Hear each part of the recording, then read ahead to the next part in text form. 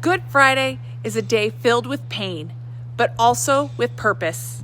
It's a day when heaven seems silent and evil looked like it had won.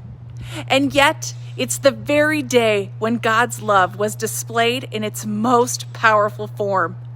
Not in miracles, not in glory, but in suffering.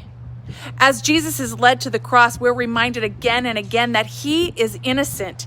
He had harmed no one. He had broken no law. Even Pilate, the Roman governor, tried to release him.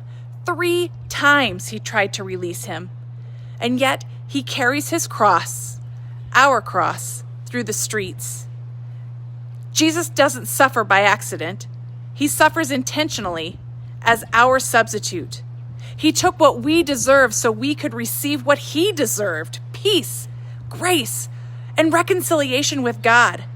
Jesus is nailed to a cross between 2 criminals. The crowds mock him. Soldiers divide his clothes. Religious leaders taunt him. And then he speaks.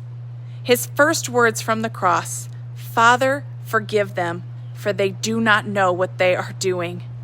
Can you imagine that? Not anger, not revenge, but forgiveness.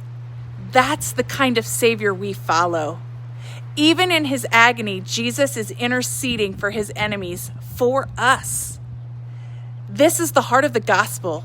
Jesus chose to forgive us before we ever asked for it. He died to remove the barrier between us and God.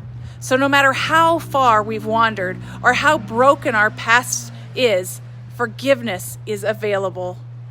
One criminal mocks Jesus, but the other, totally aware of his guilt, says, "Jesus, remember me when you come into your kingdom." And Jesus responds, "I tell you, today you will be with me in paradise." What a powerful moment.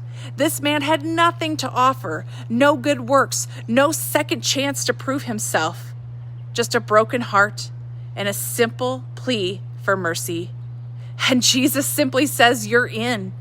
If you've ever felt unworthy, ashamed, or too far gone, look at the thief on the cross. Forgiveness, friends, isn't something we earn. It's something we received. As Jesus dies, darkness covers the land, and he cries out, "Father, into your hands I commit my spirit." And then the curtain in the temple is torn in 2. That curtain had separated people from the presence of God for centuries. Only the highest priest could go behind it, and only once a year. But now, through Jesus' death, the way is open. No more barriers, no more distance. We can come boldly to God, not because of our goodness, but because of Jesus' sacrifice. So if you ever feel guilty, receive forgiveness.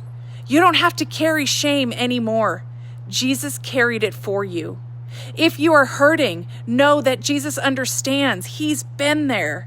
He's felt pain and betrayal and abandonment and death himself. And now he walks with us through our pain with empathy and power. If you feel far from God, come close. Because, friends, the curtain is torn. There's nothing standing between you and the love of God anymore. Come as you are. At first glance, this day looks like the darkest moment in history. But we call it Good Friday because it was on this day that love won. Sin was paid for, shame was defeated, and the door to new life was flung wide open. So if you're carrying pain, guilt, or questions, bring them to the cross. Jesus didn't just die for us. He died with us in mind. His arms are still open. This is the heart of Christianity. Jesus took our place. He died to remove the barrier between us and God. And because of the cross, we can be forgiven no matter what we've done. If you're going through pain right now, you're not alone. Jesus suffered too. He understands, and he meets us in our suffering with compassion and power. That's why Good Friday isn't just a tragedy. It's the foundation of our hope.